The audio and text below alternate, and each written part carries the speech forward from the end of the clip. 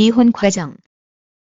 이혼 과정. 이혼을 하기까지에는 이혼 결정, 이혼 합의, 이혼 소송 등 여러 과정을 거치게 된다. 이혼에 이르는 과정에서 매우 길고 어려운 순간이 이혼을 결정하기까지의 과정이다. 이혼을 결정하면 그 다음 과정인 합의나 소송은 절차적인 문제인데 경우에 따라 간단하거나 매우 복잡하고 어려울 수 있다. 이혼을 결정하기 전에 숙고하는 냉각기를 갖게 되는 것이 일반적이다. 정서적 유대 관계나 대화는 사라지고 서로를 적대시하는 과정이다. 상대를 배우자로 인식하는 것이 아니라 한 지붕 밑에서 함께 사는 타인으로 생각하게 된다. 이런 과정에서 이혼을 생각하게 된다. 또한 각방쓰기, 별거 등을 시도해 본다. 감정을 가라앉히고 생각을 할 시간적 여유를 갖기 위해서이다.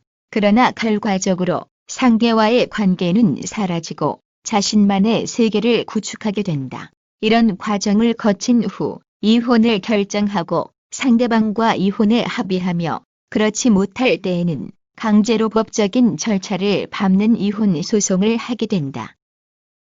옛날에는 남성이 여성에게 이혼을 요구하는 경우가 많았다. 속되게 표현하여 아내를 쫓아내는 것이다. 그러나 근래에는 여성이 남성에게 이혼을 요구하는 경우가 증가하고 있다. 과거에는 남성이 가정 주도권을 행사하였으나 여성 지위가 향상된 요즘은 여성도 당당하게 이혼을 요구한다.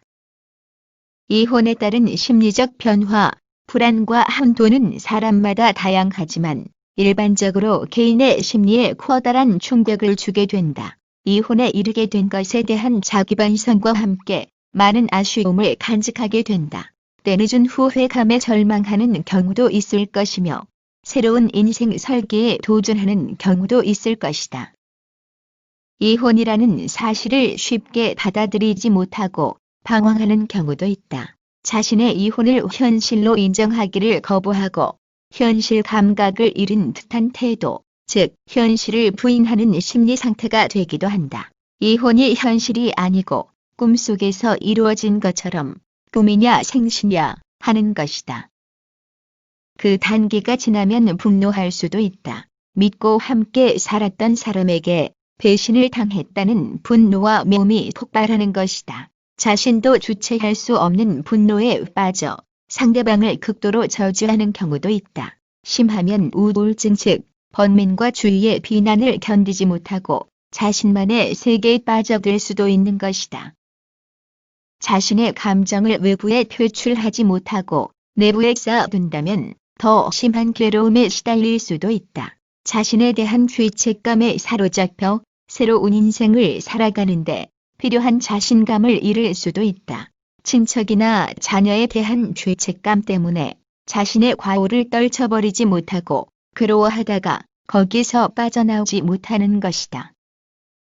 이러한 이혼에 따른 심리적 공황에서 벗어나기 위해서는 스스로 노력하여야 한다. 현실을 인정하고 받아들이면서 자신과 상대를 수용하는 아량이 생기는 과정을 밟은 후 자신과 상대를 모두 용서하여야 과거와 실질적인 단절이 이루어진다.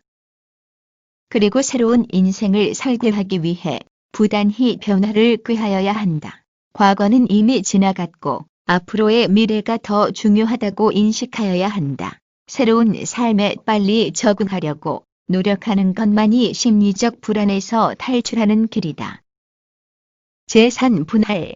이혼 결정 후 재산 분할이 중요한 문제이다. 합의가 안 되면 복잡한 법적 절차를 거쳐야 된다. 법적 요건을 간단히 보면 이혼한 자의 일방은 다른 일방에 대하여 재산 분할을 청구할 수 있다거나 분할의 대상이 되는 재산은 당사자 쌍방의 협력으로 이루어진 재산이다거나 등등이다.